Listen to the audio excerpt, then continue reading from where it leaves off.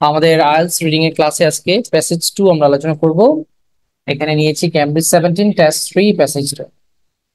Cambridge 17 test 3। আচ্ছা, প্রথমে দেখি আমরা প্যাসেজ 2 তে আমাদেরকে দেখতে হবে কি কি প্রশ্ন পরীক্ষায় আসলো, মানে টেস্টে আসলো। এখানে দেখা যাচ্ছে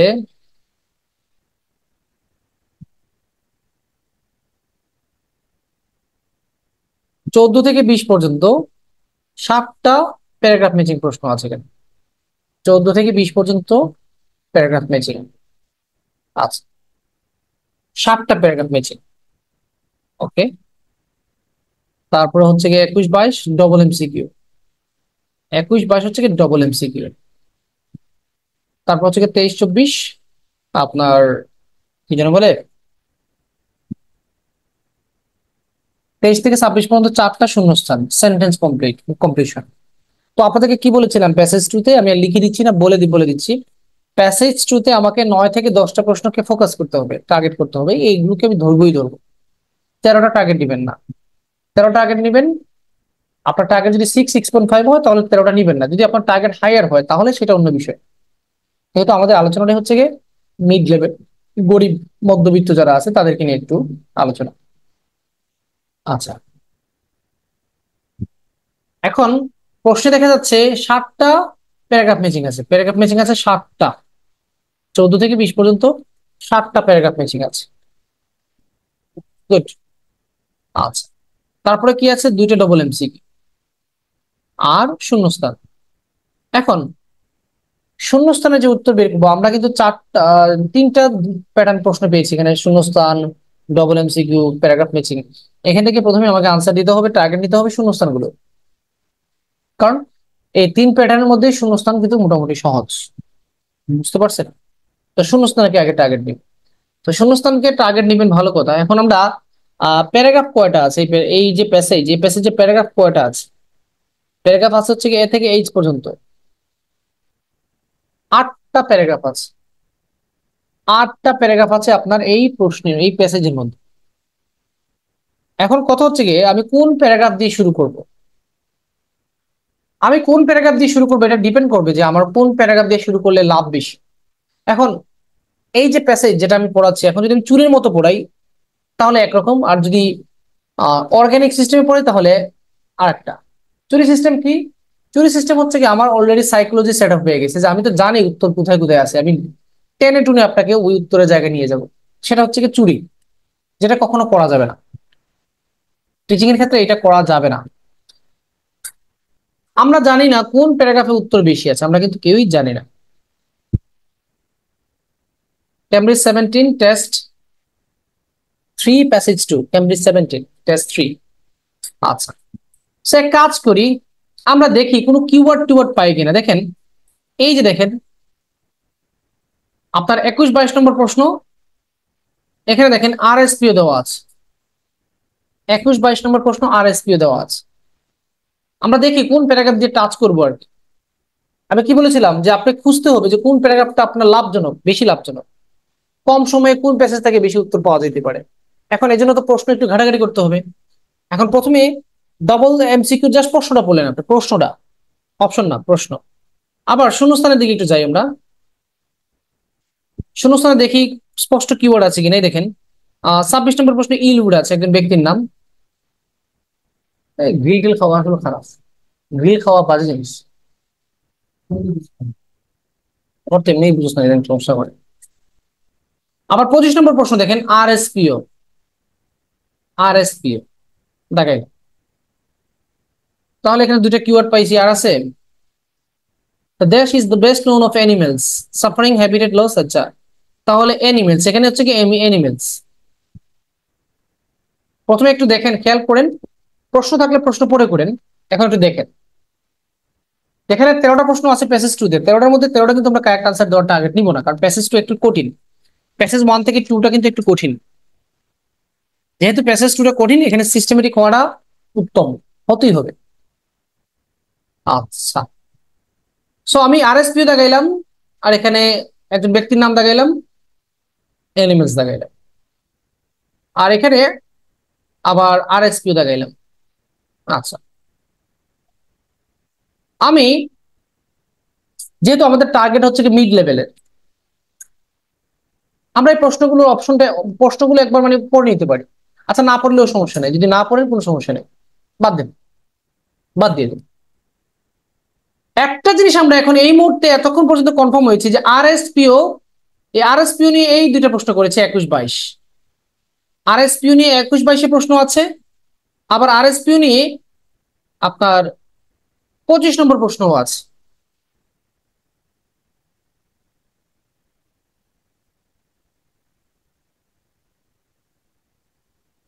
As one of its criteria for the certification of sustainable palm oil, the RSPO insists that growers check dash on routine basis.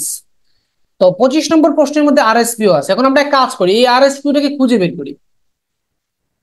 আরএসপিওটা কোথায় আছে আমরা একটু খুঁজে দেখি। আগে ভাগে কেউ বলবেন না, তেমন কিছু বলবেন না, যখন আমি পারমিশন দিব তখন বলবেন। আরএসপিওটা ABCDEF এর মধ্যে কোথাও নাই, আরএসপিওটা আছে শুধু জি এর মধ্যে। তো একটা জিনিস বোঝা গেল যে জি তে আমাদের হাত দিলে ভালো হবে, কারণ এখানে অন্তত একটা শূন্যস্থান আছে, প্লাস এখানে দুটো ডাবল এমসিকিউ আছে। আরএসপিও তে ডাবল এমসিকিউ আছে, আবার কি আছে, শূন্যস্থান আছে। এখন ডবল এমসিকিউর প্রশ্ন একটু পড়ে আসি। আমরা কিন্তু আগে থেকে কেউই জানি না যে প্রশ্নের উত্তর কোথায় বেশি, কোন প্যারাগ্রাফের প্রশ্নের উত্তরগুলো বেশি আছে আমরা জানি না, কিন্তু প্রশ্ন আমাকে একটু হেল্প করবে, প্রশ্ন কিন্তু বলে দিবে আপনাকে। প্রশ্নটা কি? Which two statements are made about the roundtable on sustainable palm oil RSPO? খেয়াল করেন, which two statements are made about the roundtable on sustainable palm oil? আপনাদের 1 নম্বর টেস্ট থেকে দেখাই দিয়েছিলাম যে প্রশ্নের মধ্যে প্রশ্নের উত্তর থাকে। টেস্ট নম্বর 2 তে এরকম কিছু পাই নাই, টেস্ট 3 তেও আছে, টেস্ট 4 এও আছে কেমব্রিজের এই 17 নম্বরে। প্যাসেজের মানে প্রশ্নের মধ্যে প্রশ্নের উত্তর, প্যাসেজে না, প্রশ্নের মধ্যে প্রশ্নের উত্তর। আজকেও দেখাবো যে প্রশ্নের মধ্যে প্রশ্নের উত্তর কোথায় আছে। এখানে বলেছে which two statements are made about the roundtable on sustainable palm oil RSPO? RSPO নিয়ে কোন দুইটা মন্তব্য সঠিক? তাহলে আমরা পড়বো, এখানে পড়ে দেখবো যে আরএসপিও নিয়ে মন্তব্য কি করেছে, কোন দুইটা কারেক্ট। আচ্ছা এখানে আসেন, আপনি যে 9টা 10টা কারেক্ট মানে টার্গেট নেবেন, প্যাসেজ 2 তে বলেছিলাম কয়টা টার্গেট নিতে, 9টা বা 10টা, 13টা টার্গেট নেবেন না। আপনার 9টার মধ্যে প্রথমে এই 4টা হলো শূন্যস্থান, এই 4টা টার্গেট নিতে হবে। ডবল এমসিকিউ একটা, কটা হলো 5টা। আর আপনার প্যারাগ্রাফ ম্যাচিং নিতে হবে আপনার 4টা 5টা। প্যারাগ্রাফ ম্যাচিং কয়টা আসছে, 7টা, 7টার মধ্যে আপনি টার্গেট নেবেন 5টা 4টা, এরকম 4-5টা টার্গেট নেবেন, আর এই 4টা টার্গেট নেবেন, আর একটা প্যারাগ্রাফ ম্যাচিং হইলো। ঠিক আছে, আমরা 25 নম্বর প্রশ্নটা একটু পড়ি, কারণ যেহেতু আরএসপি ওই প্যারাগ্রাফে আছে। as one of its criteria, অর্থাৎ তাদের একটা মানদণ্ড হচ্ছে গিয়ে, একটা মাপকাঠি হচ্ছে গিয়ে for certification of sustainable palm oil, অর্থাৎ আপনি পাম অয়েলের সার্টিফিকেশন যদি পাইতে চান, the RSPO insist, আরএসপি জোর দিচ্ছে, কিসের উপর জোর দিচ্ছে, the growers, that growers মানে উৎপাদক চাষী, যারা উৎপাদন করবে তারা চেক চেক করতে হবে কি দেশ, কি একটা যেন চেক করতে হবে on a routine basis, regular মানে নিয়মিত। এখন আমরা প্যাসেজ থেকে খুঁজে বের করব যে আরএসপিও নামের যে জিনিসটা আছে, কি আরএসপিও আসলে আমরা জানি না, এটা তারা দাবি করছে বা জোর করতেছে কি, যে প্রত্যেক উৎপাদনকারী রুটিন বেসিসে অর্থাৎ নিয়মিত হারে কোন জিনিসটা চেক করতে হবে। তাহলে আমরা ওটা প্যাসেজ থেকে খুঁজে বের করব। আর ওই প্যাসেজে আমাদের একটা ডাবল এমসিকিউ আছে, প্যারাগ্রাফ ম্যাচিং থাকতে পারে, আমি এখন জানি না, পরে জানবো আমি। এখন পর্যন্ত আমি জানি না যে জিতে কোনো প্যারাগ্রাফ ম্যাচিং আছে কিনা, থাকতে পারে, কারণ কি, কারণ আপনার মোট এই প্যাসেজে প্যারাগ্রাফ সংখ্যা 8টা, আর প্যারাগ্রাফ ম্যাচিং এর সংখ্যা হচ্ছে কি, প্রশ্ন হচ্ছে কি 7টা, তার মানে থাকার সম্ভাবনা খুবই বেশি। আমরা এখন একটু পড়ি। ধরেন আমি আপনাদেরকে এখন বুঝাই, ধরেন আমরা অনুবাদ করছি, আইএলটিএস লিঙ্ক বাদ, সাময়িক সময়ের জন্য শুধু অনুবাদ করছি। ও বলি একটু ফানি, একটু funny. The industry is now regulated by a group called the Roundtable on Sustainable Palm Oil RSPO, অর্থাৎ এই যে ইন্ডাস্ট্রি পাম অয়েল, এখানে আলোচনা হচ্ছে পাম অয়েল নিয়ে। আপনারা যদি হেডলাইনটা দেখেন দেখবেন পাম অয়েল, যদি আমি হেডলাইনে যাইনি, হেডলাইন পড়াটা ভালো, দেখাই এটা আসলে মিস্টেক হয়েছে। পাম ওয়েল নিয়ে হচ্ছে কি এখানে আলোচনা, হেডলাইনটা একটু পড়ে নেওয়া ভালো। 17 নম্বর বইয়ের 3 নম্বর টেস্টের প্যাসেজ 2, 17 নম্বর বই কেমব্রিজ। এখানে ফুল আলোচনা হচ্ছে কেমব্রিজ, সরি ওই পাম ওয়েল নিয়ে। বলতেছে কি এই পাম ওয়েল ইন্ডাস্ট্রিটা এখন কন্ট্রোল করে কে? এই রাউন্ডেবল অন সাস্টেনেবল পাম ওয়েল অর্থাৎ আরএসপিও, কনসিস্টিং অফ পাম গ্রোয়ার্স। এখানে জড়িত কারা কারা? পাম চাষি, রিটেইলার, খুচরো ব্যবসায়ী, প্রোডাক্ট ম্যানুফ্যাকচারার, যারা এটা দিয়ে খুব প্রোডাক্ট প্রোডাক্ট তৈরি করে তারা, এন্ড আদার ইন্টারেস্টেড পার্টিজ, আরো আগ্রহী যে দল আছেন তারা। আচ্ছা, over the past decade or so, বিগত কয়েক দশকে an agreement has been gradually been reached regarding standards, অর্থাৎ একটা সমঝোতাতে তারা আসছে স্ট্যান্ডার্ড মেনটেন করতে গিয়ে, অর্থাৎ আদর্শ মান মেনটেন করতে গিয়ে তারা লং টাইম প্ল্যান করার পর তারা একটা ইয়েতে আসছে, মানদণ্ডতে আছে। That growers, sorry, producers of palm oil have to meet in order to for their product to be regarded as officially sustainable, অর্থাৎ কোনো প্রডিউসার যদি তার প্রোডাক্টটাকে, তার পণ্যটাকে সাস্টেনেবল মানে টেকসই মজবুত প্রমাণ করতে যায়, তাহলে কিছু স্ট্যান্ডার্ড মানতে হবে, যে স্ট্যান্ডার্ড তারা তৈরি করতে গিয়ে কয়েক দশক ব্যয় করেছে।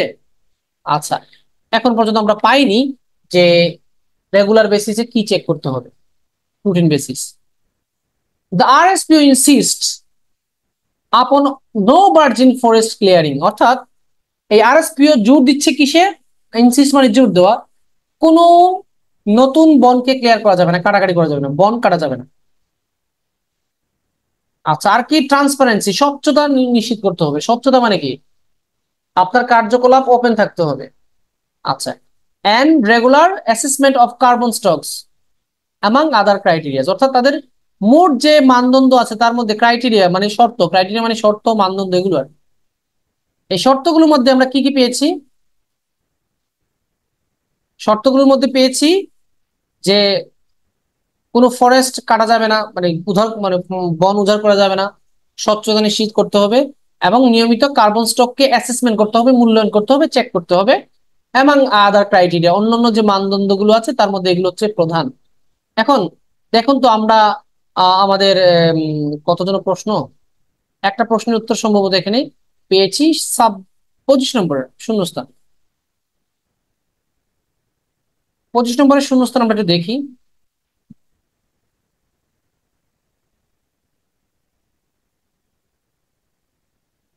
আচ্ছা, কি বলেছে? ওয়ান অফ ইটস ক্রাইটেরিয়া, একটা মানদণ্ড হচ্ছে কি যে রুটিন বেসিসে কি চেক করতে হবে। তাহলে বলেন এখানে কিসে কোন জিনিস চেক করার কথা বলেছে প্যাসেজের মধ্যে? বলতে পারেন এখন আনসার। অ্যাসেসমেন্ট মানে মূল্যায়ন, মানে ওই একটু চেক করাই, কি চেক করার কথা বলেছে? আচ্ছা, কত ওয়ার্ডের আনসার বলেছে আমাদেরকে একটু দেখে নেই। নো মোর দেন 2 ওয়ার্ডস, অর্থাৎ আপনি দুইটা ওয়ার্ডে আনসার দিতে পারেন, নো মোর দেন 2 ওয়ার্ডস। সো আমি আশা করি যে আনসারটা পেয়েছেন। শূন্যস্থানের ক্লাস না, মূলত মূলত হচ্ছে কি প্যাসেজ 2 এর সলভিং ওভারঅল সিস্টেম। তাহলে আপনি যেটা আনসার দিবেন এটাই কারেক্ট। কার্বন স্টক বা কার্বন, মূলত মূল আনসারটা হচ্ছে কার্বন, কার্বন স্টক দিলেও হবে। ঠিক আছে। আচ্ছা, এখন আমি আপনাদেরকে একটা কথা বলি। আপনি 25 নম্বর প্রশ্নের উত্তর পেয়েছেন, 25 নম্বর উত্তর পেয়েছেন। 26 নম্বর একজন ব্যক্তির নাম দেওয়া আছে, তাহলে 25 যেহেতু পেয়েছেন তাহলে 26 তার নিচে থাকবে, স্বাভাবিক। আমরা এই প্যারাগ্রাফটা শুরু করেছি, প্যারাগ্রাফটা শেষ করি, ইল উডের নাম আসার আগ পর্যন্ত শেষ করি।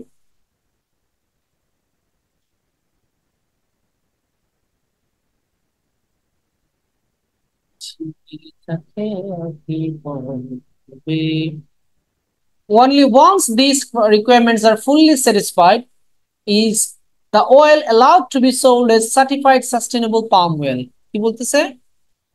Only once these requirements are fully satisfied, যখনই এই সম্পূর্ণ রিকোয়ারমেন্টস মানে শর্তগুলো ফুললি সন্তুষ্টজনকভাবে ফিল আপ করা হবে, তখনই তাকে বিক্রি করতে সুযোগ করে দেওয়া হবে সিএসপিও হিসেবে, অর্থাৎ সার্টিফাইড সাস্টেনেবল পাম অয়েল হিসেবে।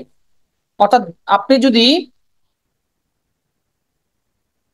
আপনি এই কোম্পানির মালিক হিসেবে যদি এই শর্তগুলো ফিল আপ করেন, তখনই আপনাকে আপনার এই পাম অয়েলটাকে বিক্রি করতে দেওয়া হবে, তখন এটা হবে সিএসপিও। আচ্ছা, recent figures show that RSPO now certifies around 12 million tons of palm oil annually. ইদানিংকালে গবেষণায় বা পরিসংখ্যানের মাঝে দেখা গেছে যে আরএসপিও কি করে, নাও সার্টিফিকেট দেয় around 12 million tonnes of palm oil annually.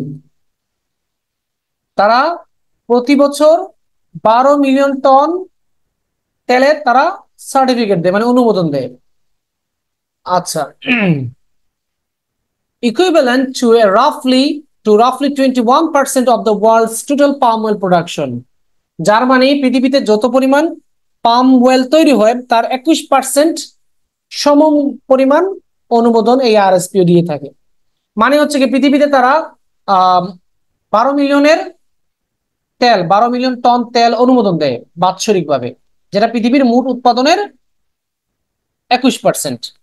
এখন আসেন, এতক্ষণ পরে মাত্র উত্তর পাইছেন একটা, উত্তরে একটা না, এখানে উত্তর আছে তিনটা, শিওর তিনটা। কেন? আরএসপিও নিয়ে কিন্তু একটা প্যারাগ্রাফ ম্যাচিং আছে, সরি ওই প্যারাগ্রাফ ম্যাচিং না, ডবল এমসিকিউ।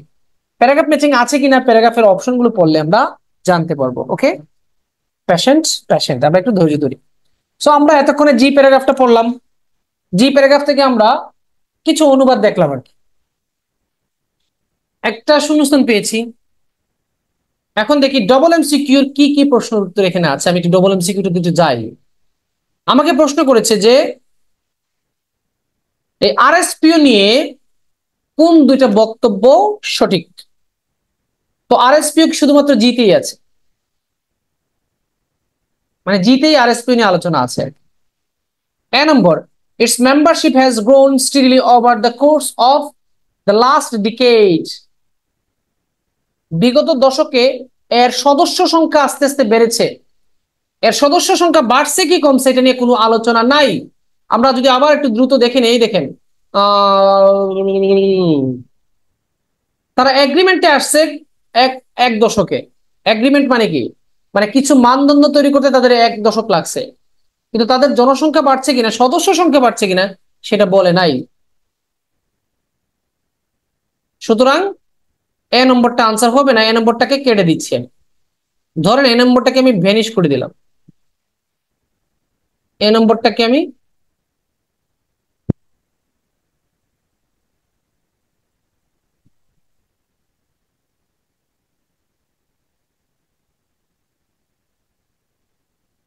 এটা বাতিল। It demands that certified producers to be open and honest about their practices.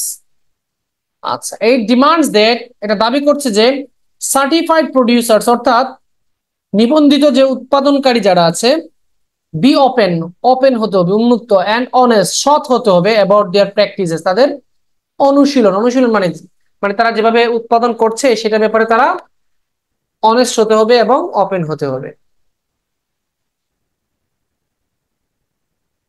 এটা কি আনসার হতে পারে? কি মনে হয়, পেয়েছি এরকম কিছু?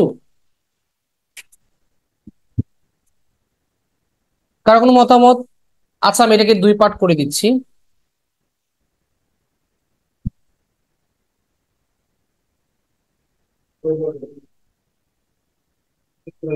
তাই না? মহাজ উচিত, মহাজ কই হবে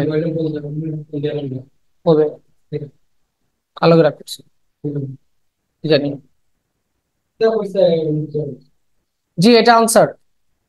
ট্রান্সপারেন্ট বলেছে না, স্বচ্ছ, স্বচ্ছ হওয়া মানে ওপেন হওয়া, সৎ থাকার। সুতরাং এটা আনসার, এটা আনসার। আমরা একটু আগে ট্রান্সপারেন্ট পেয়েছি, এই যে ট্রান্সপারেন্ট, এই যে ট্রান্সপারেন্সি, তাহলে এটা আনসার পেয়েছি। সো এটা বি নম্বর আনসার হবে। আচ্ছা, সো এটাকে আমরা দিলাম correct. It took several years to establish its set of criteria for sustainable palm oil certification. It took several years, বেশ কয়েকটা বছর লাগছে, to establish a set of criteria, তার মানদণ্ড নির্ণয় করার জন্য, for sustainable palm oil certification। অর্থাৎ তারা যে এই পাম অয়েলের সার্টিফিকেট দিবে, এটার মানদণ্ড তৈরি করতে তাদের বেশ কয়েক বছর সময় লাগছে। এটাও সত্য, কারণ এই দেখেন লেখছে যে 1 দশক লাগাই দিছে তারা। এই দেখেন, over the past decade also, 1 দশক লাগাইছে বা তার থেকে বেশি সময় লাগতে পারে। ওই যে বলছে also an agreement has gradually been reached regarding standards that producers of palm oil have to meet in order for their products to be regarded as officially sustainable. অর্থাৎ কারো পণ্য যদি অফিসিয়ালি সাস্টেনেবল ডিক্লেয়ার করতে হয়, সেক্ষেত্রে যে নিয়মগুলো দরকার, স্ট্যান্ডার্ড বা গুণাগুণ দরকার, সেটা পাওয়ার জন্য তারা বা সেটা তৈরি করার জন্য তারা কয়েক দশক ব্যয় করে দিচ্ছে। মানে কয়েক দশক মধ্যে দশক ব্যয় করে দিচ্ছে, মানে সেভারাল ইয়ার্স। তাহলে এটাও সত্য। সো এটাও আনসার হবে। তাহলে বি সি দুটাকে আমরা গ্রিন করে দিচ্ছি, কারণ গ্রিন মানে হচ্ছে গিয়ে পজিটিভ সিগন্যাল। ধরলাম এই দুটো answer. Its regulations regarding sustainability are stricter than those governing other industries. এখানে একটা ভুল হবে, কারণ ইটস রেগুলেশনস, এর যে নিয়মগুলো আছে রিগার্ডিং সাস্টেনেবিলিটি, অর্থাৎ একটা জিনিসের টেকসই যে বিষয়টা, মজবুত, দীর্ঘমেয়াদ, অর্থাৎ দীর্ঘমেয়াদ স্থায়িত্ব, আসলে সাস্টেনেবল বলতে এখানে স্থায়িত্ব বোঝাচ্ছে। স্থায়িত্ব বিষয়ক তাদের যে রুলগুলো আছে আর স্ট্রিকার, কঠিন, দেন দোজ গভর্নিং আদার ইন্ডাস্ট্রি, অর্থাৎ যারা অন্যান্য ইন্ডাস্ট্রি চালাচ্ছে তাদের থেকে আরএসপিও এর রুলগুলো কঠিন। এখন তাদের নিয়মগুলো কঠিন বা সহজ, এটা নিয়ে কোথাও কোনো লেখা হয়নি, সুতরাং ডি নম্বর আনসার হবে না। It was formed at the request of environmentalists concerned about the loss of virgin forest. It was formed, এটা তৈরি করা হয়েছিল at the request, অনুরোধে, of environmentalists, প্রকৃতি বিজ্ঞানী যারা আছে, যারা প্রকৃতি বিজ্ঞানী, তাদের রিকোয়েস্ট এটা তৈরি করা হয়েছিল concern about the loss of virgin forest. Virgin forest loss হয়ে যেতে পারে, এই দুশ্চিন্তা থেকে প্রকৃতি বিজ্ঞানীরা রিকোয়েস্ট করে এটাকে তৈরি করানো হয়েছে। এরকম কিছু আমরা পাইনি। এনভায়রনমেন্টালিস্ট যারা যে রিকোয়েস্ট করেছে এরকম কিছু এই প্যাসেজে নাই। তবে হ্যাঁ, ভার্জিন ফরেস্ট ক্লিয়ার করা যাবে না, এটা শুধু বলা হয়েছে। ভার্জিন ফরেস্ট ক্লিয়ার করা যাবে না, এটা রিকোয়েস্ট করা হয়েছে এখানে। এই দেখেন, এই যে instead of no virgin forest clearing, কিন্তু কোনো বিজ্ঞানীরা, পরিবেশ বিজ্ঞানীরা তাদেরকে অনুরোধ করেছে এই ভার্জিন ফরেস্ট রক্ষা করার জন্য, তখন তারা গ্রুপ তৈরি করেছে, এরকম কিছু নাই, কোথাও লেখা নাই ইজি নম্বরে। সুতরাং আনসার আমরা দুইটা যেটা পেয়েছি দুইটাই কারেক্ট। এখন আমি যেহেতু একটা প্যারাগ্রাফ পড়েছি, দেখেন প্যারাগ্রাফ ম্যাচিং এর যে প্রশ্নের অপশনগুলো, আপনি চাইলে এই প্রশ্নগুলো আগে থেকেও পড়ে নিতে পারেন, কোনো সমস্যা নেই, পড়লে লাভ। আচ্ছা, ইতিমধ্যে একটা প্যারাগ্রাফ মাত্র পড়ছি, 3টে প্রশ্নের উত্তর অলরেডি পেয়ে গেছি আমরা। সো এটাকে বলে সিস্টেম, যে আপনি ক্যাপচার করবেন যে কোন প্যারাগ্রাফে আনসার বেশি আছে। এটা কে বলে দিবে? প্রশ্ন বলে দিবে, আর অভিজ্ঞতা বলে দিবে। অভিজ্ঞতা এবং প্রশ্ন এই দুইটা আপনার সাথে আলোচনা করবে। ভাইয়া আপনি জি থেকে শুরু করেন, জিতে 2টা 3টা প্রশ্ন আছে দেখা যাচ্ছে। আরএসপি নিয়ে ডাবল এমসিকিউ ছিল, 2টা প্রশ্ন পেয়েছি আমরা। শূন্যস্থান আরএসপি ছিল, আর প্রশ্ন পেয়ে গেছি। এখন প্রশ্নের মধ্যে যে প্রশ্নের উত্তর আছে, এই দেখেন, এই হচ্ছে কি আপনাদের জি এর আরেকটা প্রশ্নের উত্তর। Description of an organization which controls the environmental impact of palm oil plantation production. আপনি সারা প্যাসেজ পড়েন, সম্পূর্ণ প্যাসেজ দেখবেন কোথাও কোনো অর্গানাইজেশন নিয়ে কথা বলেনি, শুধুমাত্র জিতে আরএসপি নিয়ে কথা বলেছে। ট্রান্সলেশন অভ্যাস হয়ে গেলে ট্রান্সলেশন কারেক্টলি, মানে 100% নিখুঁত অনুবাদের সবসময় দরকার পড়ে না। আচ্ছা ঠিক আছে, আমরা এখন অপশনগুলো পড়ি।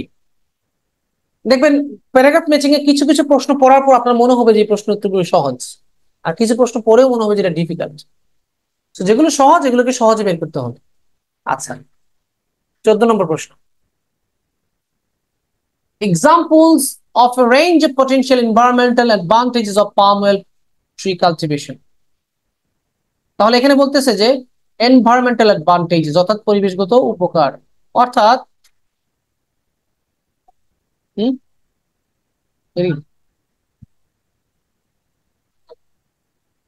আচ্ছা আমি ক্লাস হয়ে গেছি।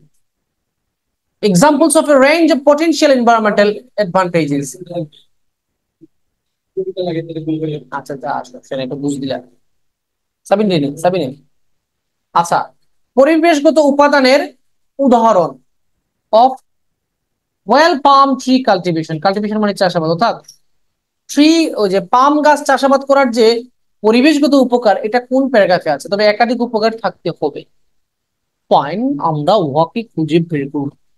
সো মনে রাখবেন প্যারাগ্রাফ ম্যাচিংটা কি, এই তথ্যটা কোন প্যারাগ্রাফে আছে সেটা আপনাকে বের করতে হবে। আর আমি আপনাকে কি বলেছিলাম যে আপনি প্যাসেজ টুতে আসার পর লুপটাকে সামলাইবেন, আপনি 9 থেকে 10টাকে কারেক্ট আনসার দেওয়ার চেষ্টা করবেন।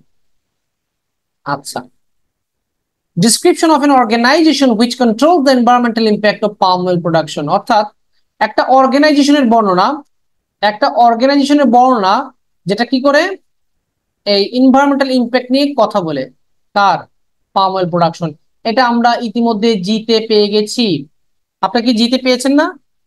জিতে কিন্তু একটা অর্গানাইজেশনের নাম পেয়েছে যে কি করে এই পাম অয়েল প্রোডাকশনের ইম্প্যাক্টটা কন্ট্রোল করে। কিভাবে পাইলেন? ওই যে ট্রান্সপারেন্সি থাকতে হবে, ভার্জিন ফরেস্ট ক্লিয়ার করা যাবে না। তার মানে বোঝা যাচ্ছে যে পাম অয়েল প্রোডাকশনের যে পরিবেশগত প্রভাব সেটা তারা নিয়ন্ত্রণ করে। আর আপনি যদি দ্রুত কোনো প্যাসেজটায় দ্রুত একদম চোখ বলান, আর কোনো অর্গানাইজেশনের নাম পাবেন না। সুতরাং এটা কিন্তু প্রশ্ন থেকে প্রশ্ন পাওয়া গেল। ডবল এমসিকিউতে মিস সোহানা রাহা আপনার ক্যামেরাটা অফ করবেন। অর্থাৎ আপনি প্রশ্ন থেকে প্রশ্ন পেয়েছেন। আর একটা প্রশ্ন আমি বের করে দেখাচ্ছি আপনাদের, আর একটা প্রশ্ন বের করে দেখাচ্ছি প্রশ্ন থেকে প্রশ্ন।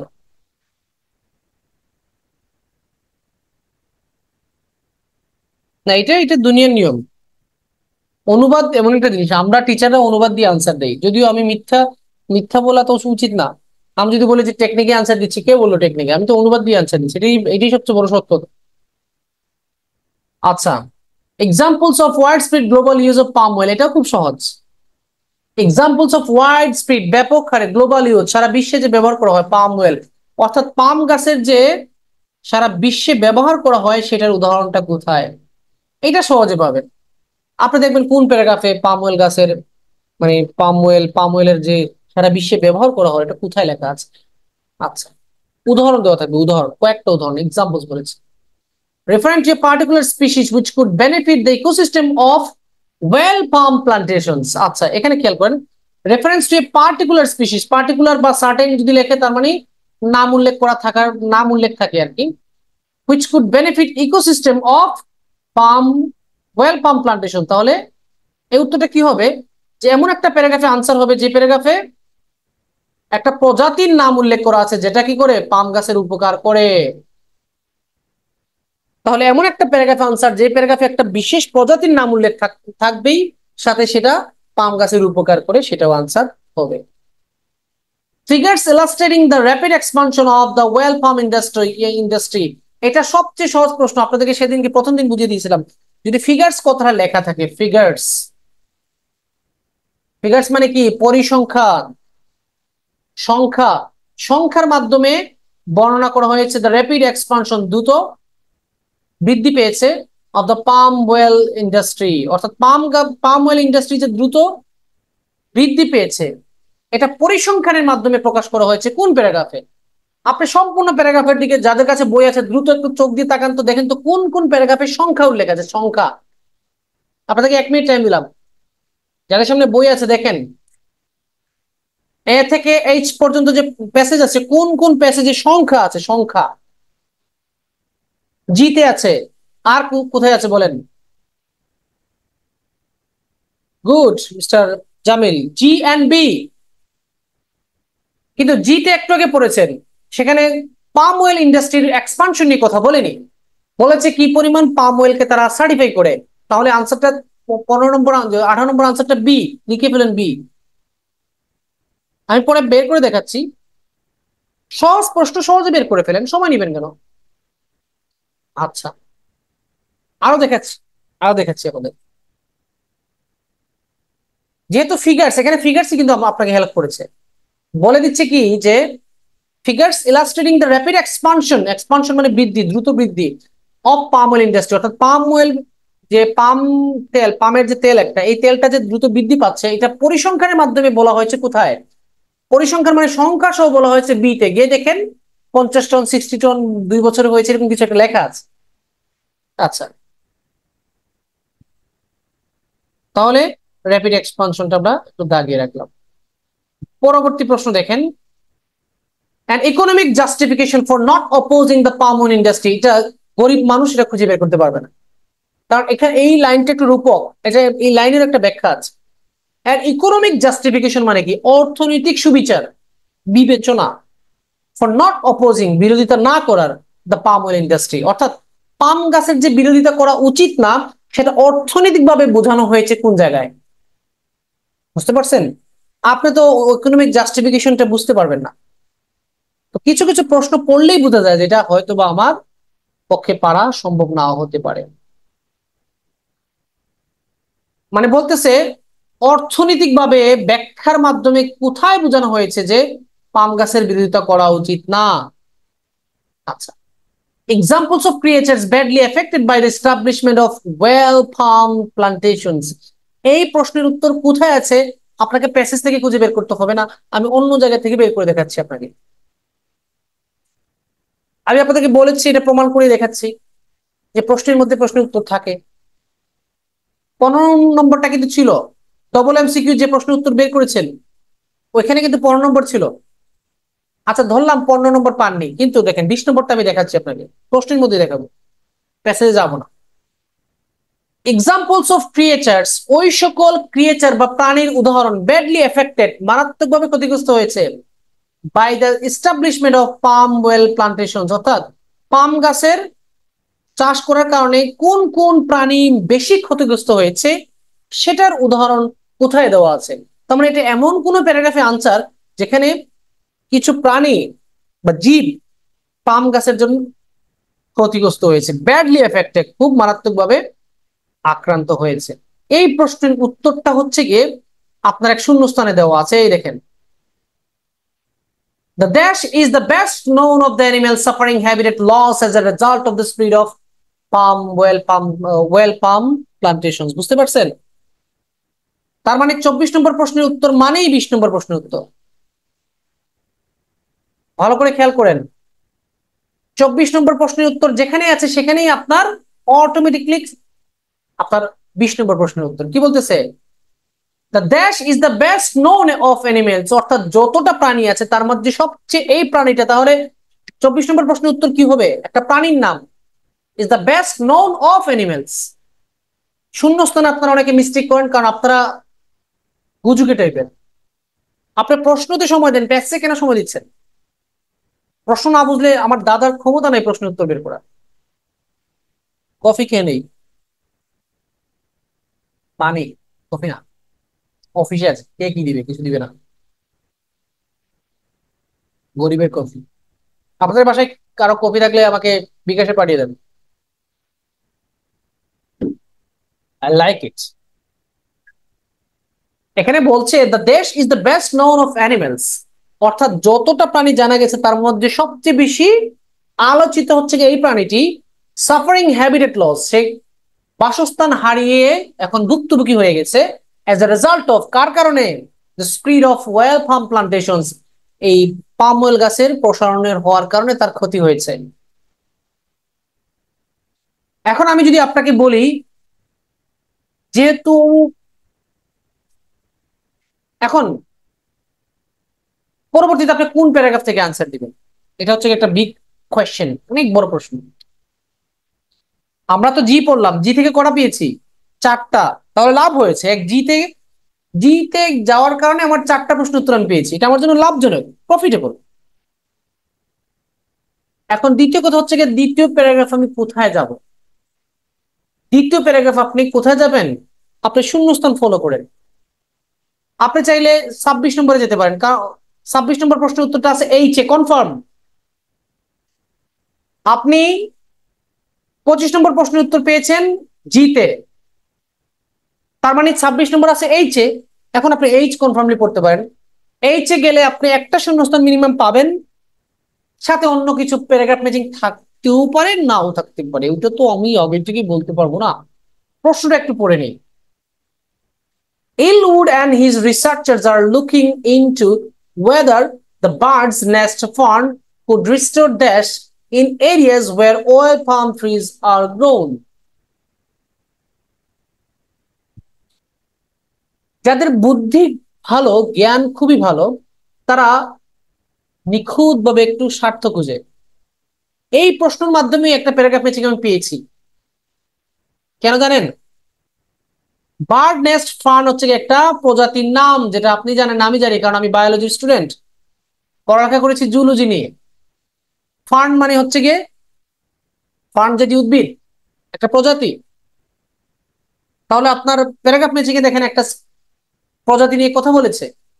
সেম 26 নম্বর লাইনে প্রশ্ন এরকম লেখা আছে, ইলউড অ্যান্ড হিজ রিসার্চার্স, ইলউড এবং উনার যে গবেষকরা আছেন, লুকিং ইনটু, অনুসন্ধান করছেন, weather the birds nest fern could restore, এই বার্ড নেস্ট ফার্ন নামে যে একটা প্রজাতি আছে, এটা কি উদ্ধার করতে পারবে? রিস্টোর মানে দেশ, দেশ কি যেন রিস্টোর করবে, ইন এরিয়াস, ওই সকল এরিয়াতে, where oil palm trees are grown, যেখানে পাম গাছ চাষ করা হয়।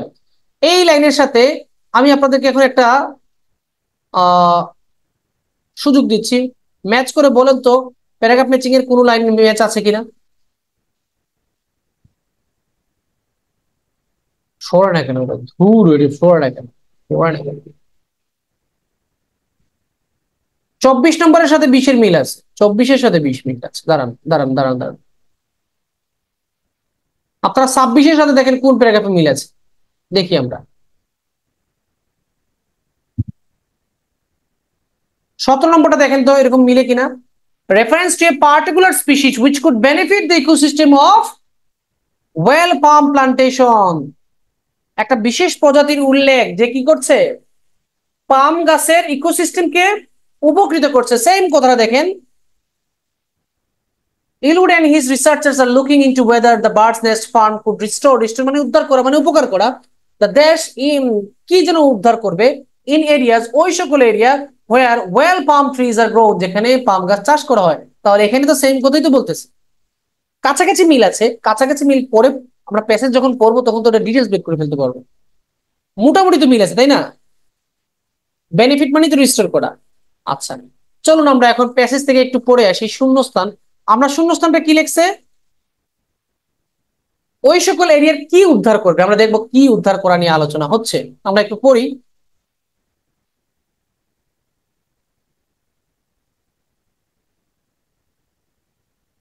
There is even hope that well palm plantations might not need to be such sterile monocultures or green deserts as Illwoods described them. আচ্ছা, কি বলতেছে, there is even hope that, এটা আশা করা হচ্ছে যে, well palm plantations might not need to be such sterile monoculture, অনেকে বলতেছে যে এই পাম গাছের যে চাষটা, এটা যেন একক একটা মনোকালচার না হয়। মনোকালচার মানে একক চাষ না হয়, এটা মানে একক চাষ হওয়ার দরকার নেই। মানে আমরা আছে না কিছু কিছু ক্ষেতে শুধুমাত্র একটা ফসল ফলাই, এটাকে মনোকালচার বলে। মনোকালচার মানে এক জমিতে এক ফসল চাষ করে, এটাকে বলে মনোকালচার। তো তারা বলতেছে যে মনোকালচারের দরকার নেই। New research at Illwood's lab hint at one plant, একটা গাছ, which might make all the difference.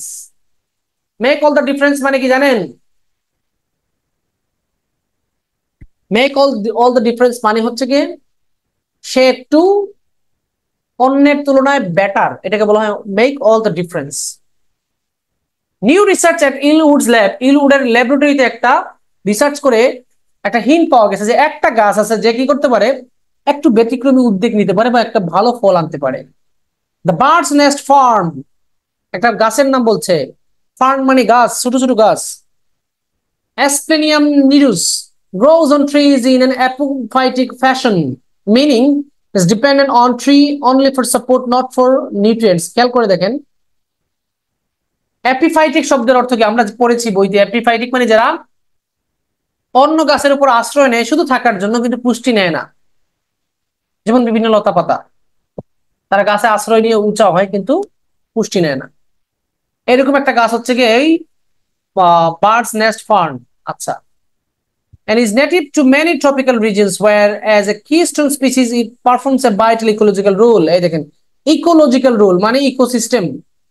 আপনার 17 নম্বর প্রশ্নের ব্যাখ্যা দিচ্ছে, কি বলতেছে, is native to many tropical regions, অনেক উষ্ণমণ্ডলীয় অঞ্চলে এটা থাকে এই গাছটা, where a keystone species it performs a vital as a Keystone species, অর্থাৎ একটা প্রধান প্রজাতি হিসেবে এটা ভূমিকা পালন করে।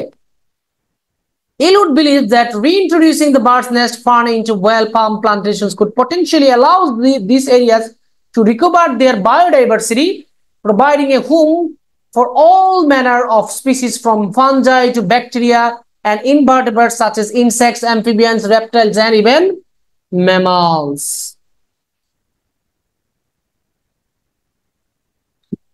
আপনি এখন বলতে পারেন স্যার 20 নম্বর প্রশ্নের উত্তর তো এখানে থাকতে পারে, যে বিভিন্ন প্রাণীর নাম বললো।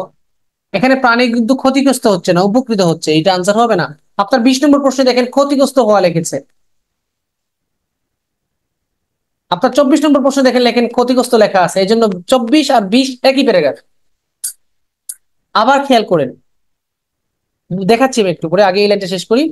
ইলুট বিশ্বাস করতেছেন যে যে এই বার্ড নেস্ট, আপনি এটার অর্থ খুঁজতে যাবেন না। বার্ড নেস্ট ফান মানে কি জানা দরকার নেই। বার্ড নেস্ট ফান মানে হচ্ছে গিয়ে হিরো আলম। যদি এই বার্ড নেস্ট ফানটাকে যদি রিইন্ট্রোডিউস করা হয়, আবার আনা হয় ওই পাম ওয়েল গাছের কাছে, could potentially allow these areas to recover their biodiversity, সেক্ষেত্রে একটা লাভ হতে পারে যে ওই এলাকার বায়োডাইভার্সিটিটা রিকভার হতে পারে। রিকভার মানে উদ্ধার হওয়া, রিস্টোর মানে উদ্ধার হওয়া, তার মানে শূন্যস্থান তো পেয়ে গেছে, তাই না? Providing A home for all manner of species, কি করবে? বিভিন্ন প্রজাতির প্রাণীকে আশ্রয় দিবে, বাড়ি বানাইয়া দিবে। কারা কারা? ফ্রম ফানজাই, ছত্রাক থেকে, ব্যাকটেরিয়া, ইনভার্টেব্রেটস মানে কি অমেরুদণ্ডী প্রাণী, such as insects, amphibians, reptiles and even mammals, স্তন্যপায়ী, সরীসৃপ, উভচর, সবাইকে সে বাড়ি তৈরি করে দিবে। তার মানে একটা প্রজাতিকে এখানে সুযোগ করে দিলে কিছু উপকার হচ্ছে, কিন্তু এখানে উপকার হচ্ছে না।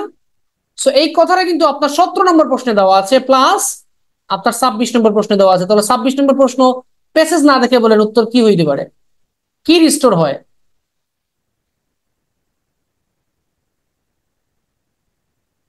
প্যাসেজ না দেখে বলেন, পড়ছি তো আমরা একটু আগে। ওইখানে বলেছে রিকভার, রিকভার মানেই তো রিস্টোর, রিকভার মানেই হচ্ছে গিয়ে রিস্টোর। কি রিস্টোর করে? বায়োডাইভার্সিটি, জীব বৈচিত্র্য।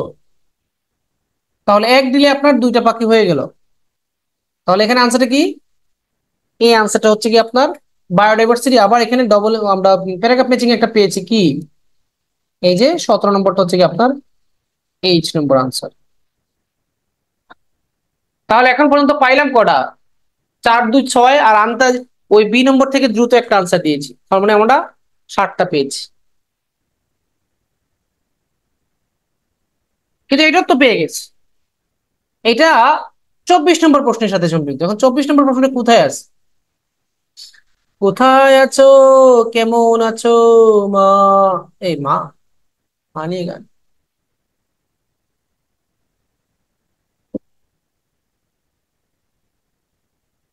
এখন নেক্সট প্যারাগ্রাফ কোথায় যাবে? এখন পুরো প্যারাগ্রাফ আপনি ছোট ছোট প্যারাগ্রাফ পড়েন। নেক্সটে আপনি ছোট ছোট প্যারাগ্রাফ পড়েন। ছোট প্যারাগ্রাফের দিকে এ তো ছোট আছে, তাহলে আসেন উপর থেকে আসে।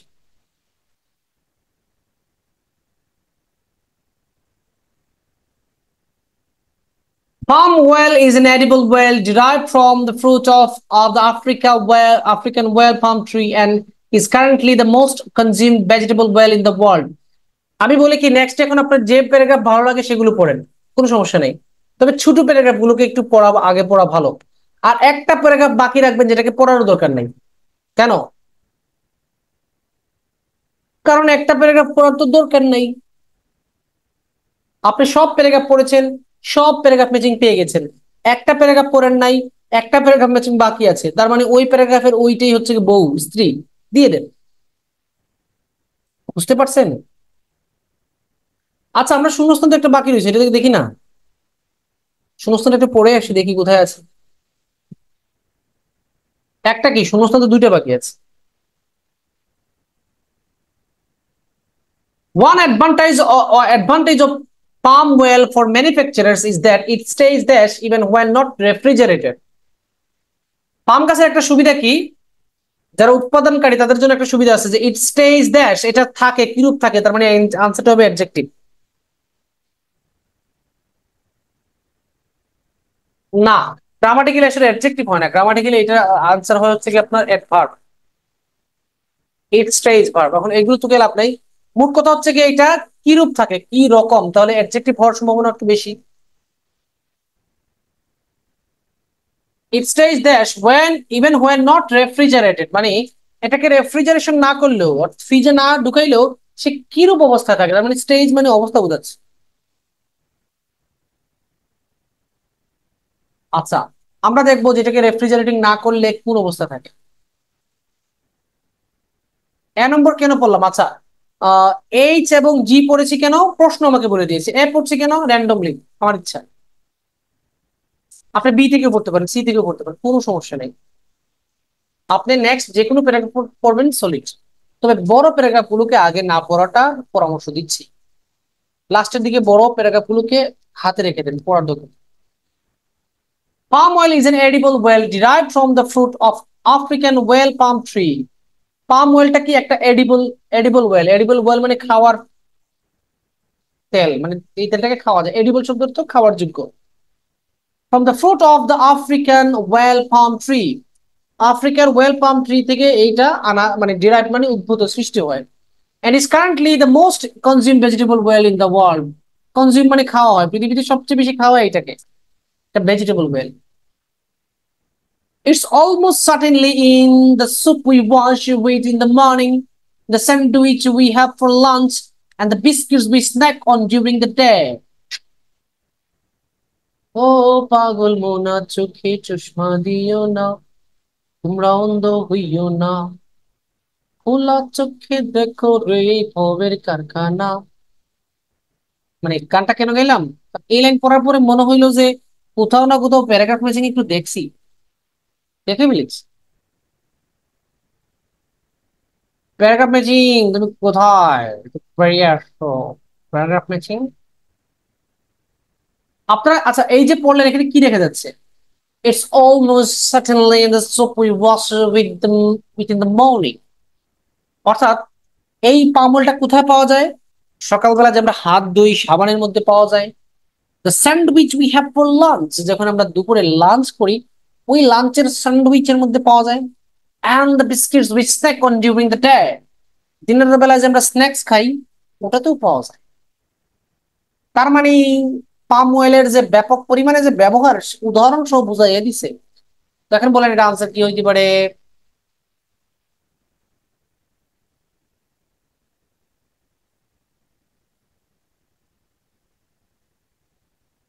পাচ্ছেন, খুঁজে পাচ্ছেন? এই দেখেন, একজন আনসার দিচ্ছেন, বাকিরা কি ঘুমাই গেছে নাকি? 16, 16 examples of the widespread global use of palm oil. পাম গাছের সারা বিশ্বব্যাপী যে ব্যবহার করা হয় সেটার উদাহরণ, একটা না তিনটা উদাহরণ পাইছি। তো কইয়ে দিয়ে ওর পুরো আনসার দিবে, এটা করুন কি, আগে আনসার দিবে, মানে আগে বলতে যখন পারমিশন দিব। সেটা এ নম্বর প্যারাগ্রাফে আছে, দিয়ে দিলাম। আমি তো সবগুলো কি বের করবো, আপনি সবগুলো কি বের করবেন না, আপনি অল্প সময়ে যদি 8-9টাকে আগে পেয়ে যান, বাকি যে প্রশ্ন থাকবে সেগুলোকে ধুরুম ধাক্কা আনসার দিবেন, এত বেশি বোঝাপড়া করে আনসার দিতে যাবেন না।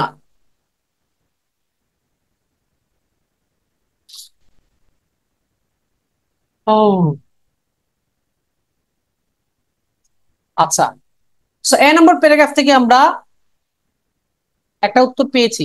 এখানে ডাবল এমসিকিউ প্যারাগ্রাফ এতে পাবো না, শূন্যস্থান থাকবে কিনা জানি না, তবে একটু দ্রুত পড়ে যাই। Why is palm oil so attractive for manufacturers? ম্যানুফ্যাকচারের কাছে, উৎপাদনকারীর কাছে এটা এত অ্যাট্রাকটিভ কেন, আকর্ষণীয় কেন? Primary because its unique properties, কারণ এটার বিশেষ একটা বৈশিষ্ট্য আছে। ইউনিক প্রপার্টিজ মানে বিশেষ বৈশিষ্ট্য আছে। Such as remaining solid at room temperature, room টেম্পারেচারে সে সলিড থাকে। Make it in ideal ingredient for long term preservation, সুতরাং এটা হচ্ছে একটা আদর্শ উপাদান লং টার্ম প্রিজার্ভেশন করার জন্য, অর্থাৎ দীর্ঘ সময় এটাকে সংরক্ষণ করে রাখার জন্য এটা খুবই উপযোগী। বুঝিতে পারিছেন? পারিছেন। তাহলে এখানে মনে হচ্ছে শূন্যস্থানে একটা আনসার পেয়েছি,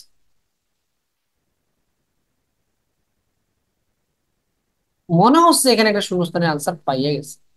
ওই যে প্রথম শূন্যস্থান কি বলেছে এখানে, যে এটাকে রেফ্রিজারেটেড না করা হইলেও, ফ্রিজের ভিতরে না ঢুকাইলেও সেটা কোন অবস্থায় থাকে? বুঝিছেন? সলিড। কোন প্রশ্ন আগে আবার বুঝাবো? কত নম্বর? জামিল মিয়া, জামিল সাহেব, কত নম্বর প্রশ্ন আবার বুঝাবো? 16? 16 আর কি বুঝবেন? প্রশ্ন বলেছে গ্লোবাল ইউজ, সারা বিশ্বব্যাপী যেটার ব্যবহার করা হয়, ব্যাপকভাবে ব্যবহার করা হয়, সেটা উদাহরণ। তো আমরা তিনটা উদাহরণ পাইলাম তো, স্যান্ডউইচ, বিস্কিট, তারপর হচ্ছে হাত ধোয়ার সাবান। গ্লোবাল ইউজ পাইলাম না? ওয়াইড স্প্রেড ব্যবহার। এখন আপনার কাছে যদি মনে হয় এটা আনসার না, আপনি আপাতত মনে হচ্ছে আনসার, আপাতত দিয়ে দেন, পরবর্তীতে ভালো আনসার পাইলে এটাকে ডিলিট দিয়ে দিবেন। আমিও কিন্তু ম্যাচিং প্রশ্ন এভাবে আনসার দিই। প্রথমে মনে হয়েছে যে এটা আনসার, এটা আমি দিয়ে দিচ্ছি, পরবর্তীতে যদি এর চেয়ে ভালো আনসার পাই, মনে করেন আপনি মিডল ইস্টের একজন বর পেয়েছেন বিয়ের জন্য, যদি আপনি পরবর্তীতে আমেরিকান দামান পেয়ে যান, দামান বলতে বর, তখন এটাকে রিজেক্ট করে দিবেন মিডল ইস্টের। যতক্ষণ পর্যন্ত আমেরিকান বর আপনি পাবেন না, ততক্ষণ পর্যন্ত মিডল ইস্টের বরটাকে হাতে রাখবেন, ছাড়বেন। ওকে, স্ট্র্যাটেজি। তাহলে সলিডটা কিসের আনসার? 23 নম্বর যে শূন্যস্থান, সেটার আনসার। এখন আপনি বলবেন স্যার রেফ্রিজারেটেড কই বললো? রেফ্রিজারেটেড বলতে হবে না তো, রুম টেম্পারেচারে সে সলিড থাকতে পারে, মানে তাকে রেফ্রিজারেটেড করতে হয় না। আমরা যে মাংস ফল টল বাজার থেকে কিনে আনি, এটা যদি রুম টেম্পারেচারে ভালো থেকে যায়, তাহলে ফ্রিজে ঢুকাবো? না। তো সেটাই তো বলছে যে এটা রুম টেম্পারেচারে সে সলিড থাকে, সলিড। কে? এই যে দেখেন, প্রশ্ন করেছে এটা ম্যানুফ্যাকচারারের কাছে এত অ্যাট্রাকটিভ কেন, কারণ এটার ইউনিক কিছু প্রপার্টি আছে, সাচ এজ রিমেইনিং সলিড এট রুম টেম্পারেচার। নর্মাল টেম্পারেচারে সে সলিড থাকতে পারে, তাহলে তো তাকে আর ফ্রিজিং করার দরকার নাই। Allowing many packaged foods or supermarket sleeves to have best favored dates even years into the future, মানে তাকে সুপারমার্কেটে অনেক দিন সংরক্ষণ করা যায়। আচ্ছা, ওকে, ফাইন। এখন আসেন বি নম্বর প্যারাগ্রাফ। বি নম্বর প্যারাগ্রাফে দেখেন ইয়ে দেওয়া আছে, পরিসংখ্যান।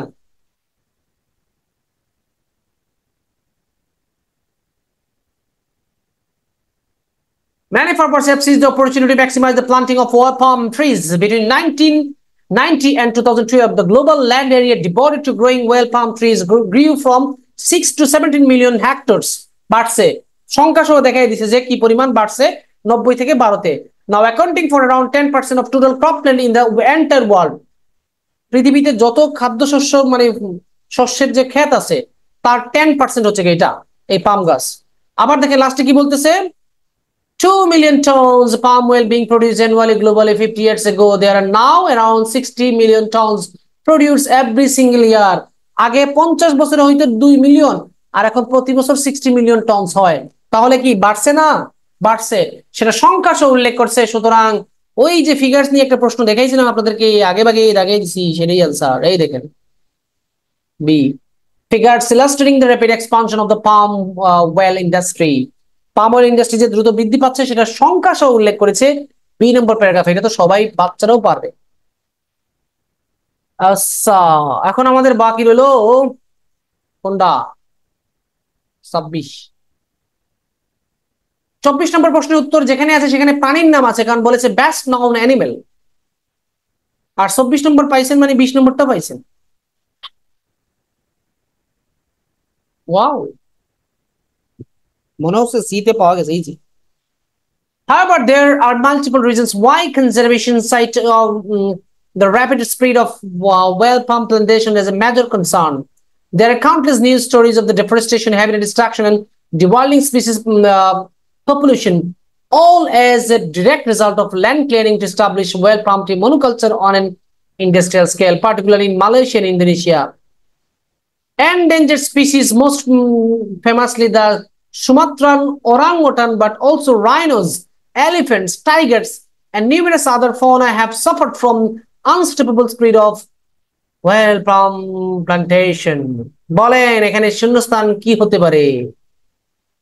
ও মনু, কি হইলো? ভালোবেসে সুখী, নিভৃত যতনে আমার নামটি লিখো তোমার মনের মন্দিরে। হ্যাঁ, ডেফরেস্টেশন কে লেখছে? শাহানা আক্তার। আপনাকে তো গুলি করে মারা উচিত। ডেফরেস্টেশন কি পানির কোনো প্রাণীর নাম? ও, আপনার প্রশ্নে বলেছে প্রাণীর নাম। মিস্টেকটা কেমনে করলেন? কেমনে করলেন? বুঝেন নাই? নিশ্চয়ই বুঝেন নাই। এন্ডেঞ্জার স্পিসিস, বিভিন্ন বিপন্ন প্রজাতি। মোস্ট ফেমাসলি, সবচেয়ে বিখ্যাত, দ্য সুমাত্রান ওরাংউটান। সবচেয়ে বেশি ক্ষতিগ্রস্ত হচ্ছে এই লোকটা, মানে এটা সবচেয়ে সবচেয়ে আলোচিত, সবচেয়ে বিখ্যাত যে প্রাণীটি ক্ষতিগ্রস্ত হচ্ছে তার নাম সুমাত্রাং ওরাংওটাং। আরো কে কে হচ্ছে? But also rhinos, elephants, tigers, and numerous other fauna have suffered from the unstoppable speed of well palm plantation. পাম গাছের প্রসারণের কারণে কিছু কিছু প্রজাতি ক্ষতিগ্রস্ত হচ্ছে। তার মধ্যে এই লাইন আমাকে বলে দিচ্ছে সবচেয়ে বিখ্যাত হচ্ছে কি সুমাত্রান ওরাংওটাং, যেটা আপনার 24 নম্বর প্রশ্নে জিজ্ঞেস করেছে যে সবচেয়ে বেশি বিখ্যাত কে। এই দেখেন, the dash is the best known of animals. যতটা অ্যানিমেল সাফারিং করছে তার মধ্যে সবচেয়ে আলোচিত কে? আপনাকে 2 ওয়ার্ডে আনসার দিতে বলেছে, সুমাত্রান ওরাংওটান। আবার এখানে কিন্তু কয়েকটা প্রজাতি লেখা আছে যারা ক্ষতিগ্রস্ত হচ্ছে, তার মানে আপনার 20 নম্বর প্রশ্নের আনসারও এখানে দেওয়া আছে। ওই পাইছেন সি। তাহলে এখানে কি দিবেন? সুমাত্রান ওরাংওটান। দেখে দেখে বানান ভুল করবেন না। যদি দেখে দেখে বানান ভুল করেন, না কিছু বলবো না। আই নো সে। তাহলে এটা আনসার হবে 20 নম্বরটা হবে সি। তাহলে আমরা প্যারাগ্রাফ ম্যাচিং কটা পাইলাম? বাকি আছে কে? প্যারাগ্রাফ ম্যাচিং উমা 19 এবং 14 নম্বর বাকি আছে। 19 এবং 14 নম্বর বাকি আছে, শূন্যস্থান শেষ। তার মানে 11টা প্রশ্ন উত্তর পেয়ে গেছেন। খেয়াল করে দেখেন, 11টা প্রশ্নের উত্তর পেয়েছেন। আর প্যারাগ্রাফ বাকি আছে কে কে দেখি আমরা। প্যারাগ্রাফ বাকি আছে এফ, এটা আমি ভুলেও পড়বো না। ই বাকি আছে, ডি বাকি আছে। এখন আপনার উচিত হচ্ছে গিয়ে ই পড়ে নেওয়া, কারণ এটা ছোট। ই পড়ানোর পরে আমি আর কিছু পড়াবো না, আমি বিদায় দিয়ে চলে যাব। যদি ইতে একটা পাই আলহামদুলিল্লাহ, যদি পাই না তখন আমি কি করবো জানেন? এফ এ যে 2টা প্রশ্ন বাকি আছে, 2টাকে এফ এর মধ্যে দিয়ে দিব। একটা না একটা হবেই হবে, কারণ এফ বড়। ইয়া বুড়া, কথা বুঝেননি? আমি আবার বোঝাচ্ছি। যারা গরিব, মধ্যবিত্ত, খেতে পারেন না, তাদের জন্য তো ক্লাস আজকে সমাপ্ত, কারণ আমি 11টা প্রশ্ন তো বের করে ফেলেছি সিস্টেমেটিক ভাবে। এখন 3টা প্যারাগ্রাফ বাকি আছে। এখন এই 3টা প্যারাগ্রাফ তো বড় বড়, এগুলো পড়তে পড়তে সময় যাবে। ডি ই এফ এফ, সেক্ষেত্রে শুধুমাত্র ইটা পড়েন।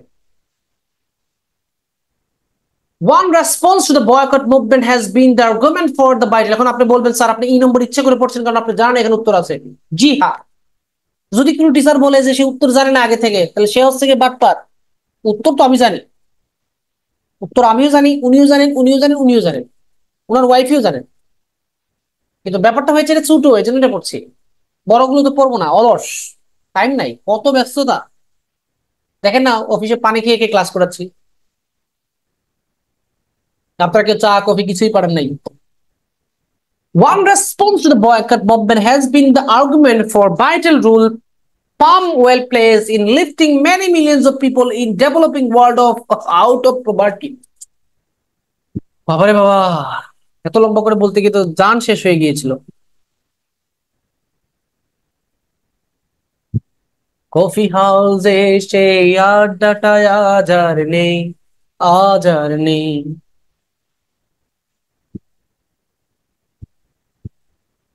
One response to the boycott movement has been the argument for the vital role palm oil plays. মানে বলতেছে এই যে বয়কট মুভমেন্ট, যারা এই কি যেন বলে পাম অয়েলটাকে বয়কট করতে চাচ্ছেন, যে আন্দোলন করছেন, সেটার বিরুদ্ধে একটা আর্গুমেন্ট আছে কি, the role palm oil plays in lifting many millions of people in developing world out of poverty. মানে বলতেছে এই যে বয়কট মুভমেন্ট করা হচ্ছে, এটার বিরুদ্ধে একটা আর্গুমেন্ট আছে। আর্গুমেন্টটা কি? যে আপনাকে বুঝতে হবে যে এই পাম অয়েল গাছটা পৃথিবীতে অনেক মানুষকে পভার্টি থেকে উত্তোলন করছে, দারিদ্রতা থেকে উত্তোলন করছে, মানে মানুষের উপকার করছে। It is desirable to have palm oil boycotted, replaced, eliminated from the global supply chain, given how many low-income people in developing countries depend on it for their livelihoods. প্রশ্ন করতেছে, সেন্টেন্সটা শুরু হয়েছে দেখেন অক্সিলিয়ারি ভার্ব দিয়া, লাস্টে দেখেন একটা প্রশ্নবোধক আছে।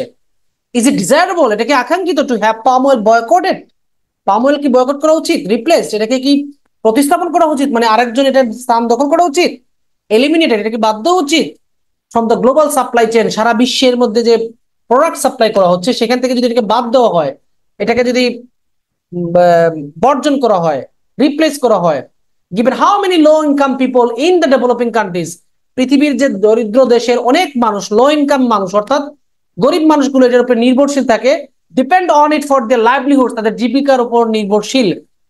এখন আপনাকে জিজ্ঞেস করতেছে সে, আপনি কি পারবেন এটাকে বয়কট, রিপ্লেস এবং এলিমিনেট করতে, যে পৃথিবীর অনেক গরিব দেশের মানুষগুলো এটার উপরে তাদের জীবিকা নির্বাহ করে, তারপরেও কি এটাকে আপনি বাদ দিতে পারবেন? How best to strike a utilitarian balance between these competing factors has become a serious bone of connection. বলতেছে বিভিন্ন যে প্রতিযোগিতামূলক যে ফ্যাক্টর বা কারণগুলো আছে এগুলোর মধ্যে এখন ব্যালেন্স তৈরি করাটা হচ্ছে এখন একটা ঝগড়ার কারণ হয়ে দাঁড়াইছে। লাস্ট লাইন বাদ দেন, এটাকে আমাদের দরকার নাই। এই প্যারাগ্রাফ পড়ার পর একটা জিনিস বুঝলাম যে পাম অয়েল গাছটাকে বাদ দেওয়া উচিত না, কারণ এটা অনেকের অর্থনীতিকে মানে অনেক কি করে অর্থনীতি অর্থাৎ তার জীবিকার জন্য এটার উপর নির্ভরশীল হয়, অনেক মানুষ এটার উপর জীবিকার উপর মানে এই পাম গাছের উপর নির্ভরশীল তাদের জীবিকার জন্য, সুতরাং এটা বর্জন করা উচিত না, এটাই বোঝাচ্ছে। তার মানে এই দেখেন আপনার 19 নম্বর প্রশ্ন দেখেন, an economic justification for not opposing the palm oil industry, পাম গাছের বিরোধিতা না করার অর্থনৈতিক সুবিচার, মানে অর্থনৈতিকভাবে সে ব্যাখ্যা করে বুঝিয়েছে যে কেন পাম গাছের বিরোধিতা করা উচিত না বা পাম অয়েল ইন্ডাস্ট্রির বিরোধিতা করা উচিত নয়। তাহলে 19 নম্বর প্রশ্নের আনসার কি দাঁড়াইলো? ই। এখন 12টা উত্তর বের করে দিয়েছি, এখনো কি বুড়া মানুষ এই বুড়ো বয়সে আমাকে কষ্ট দিবেন? আপনাদের ইচ্ছা। বাকি যে একটা প্রশ্ন আছে এখন, এ অথবা ডি, 50-50, এতেও আনসার সরি ডি এবং এফ এই দুটো বাকি আছে প্যারাগ্রাফ, এখন ডিতেও আনসারও থাকতে পারে, এফ এর মধ্যেও আনসার থাকতে পারে। আমি এক্স্যাক্টলি জানি না, জানি বলবো না, জানি, জানি না বললে তো বেইমানি হয়ে যাবে, এখন জানি না এটা বলবো কিভাবে, আমি তো জানি। কিন্তু আমি বলি কি প্যাক মোটা যে প্যারাগ্রাফের ওই প্যাক মোটাকে দিয়ে দিবেন, হলেও হয়তো হয়ে যেতে পারে। আপনাকে তো 12টা পর্যন্ত বের করে দিয়েছি, কিন্তু আপনাকে বলেছি আপনি টার্গেট দিবেন 9 থেকে 10টা, 9 থেকে 10টা পাওয়ার পর আপনি একটু অ্যালার্ট হয়ে যাবেন, তখন আপনি দ্রুত চোখ বুলিয়ে যেটা মনে হবে আনসার সেটা দিয়ে দিবেন। বুঝতে পারছেন? কারণ 13টা প্রশ্নের মধ্যে 8টা প্রশ্ন বা 9টা প্রশ্ন পাইতে যে সময় লাগে, বাকি 5টা 4টা পাইতে আরো বেশি সময় লাগে। সুতরাং সিলেক্ট করতে হবে কাকে আগে আনসার দিবেন, কাকে পরে দিবেন। আমরা ক্যাবিনেট 17-এর একটা না 3টা প্যাসেজ পড়েছি, প্যাসেজগুলো আমি বানাই নাই, আমার কোনো পক্ষপাতমূলক এখানে কোনো আচরণ নাই। আগামী 3 দিন আরো 3 দিন প্যাসেজ 2 পড়াবো, কারণ প্যাসেজ 2 আমি একটু বেশি পড়াই, প্যাসেজ 2 আমি একটু বেশি পড়াই, কারণ 1 সহজ একটু বুঝলে পারা যায়, ট্রু ফলস শূন্যস্থান থাকলে। 3 অনেক কষ্ট করেও পারা যায় না, গরিবদের জন্য বলতেছি। আর 2 একটু প্র্যাকটিস করলে আমাদের মূল মার্কসটা অর্জন করতে সাহায্য করে, আমাদের 6, 6.5, 5.5 এগুলোর জন্য প্যাসেজ 2টা খুবই গুরুত্বপূর্ণ। সেখানে আপনি প্যাসেজ 2তে যদি স্ট্র্যাটেজিক্যালি আনসার না দেন ধরা খেতে পারেন। আমি আপনাদের গ্রুপে কিন্তু একটা ইউটিউব থেকে একটা ভিডিও দিয়েছিলাম যে বিভিন্ন প্রকার প্যাসেজ 2 আছে, এগুলোর চেহারা এবং এগুলোকে কিভাবে সাপ্লাই মানে সাইজ করবেন দিয়ে দিয়েছি, কিন্তু সেগুলো একটু দেখবেন, কাজে লাগবে। আরো 3 দিন আমরা প্যাসেজ 2 নিয়ে একটু আলোচনা করব। তাহলে আজকে ক্লাসটা এখানে রেখে দেই, টায়ার্ড হয়ে গেছি, এনার্জি নাই। কেউ কিছু বলতে চাইলে বলতে পারেন।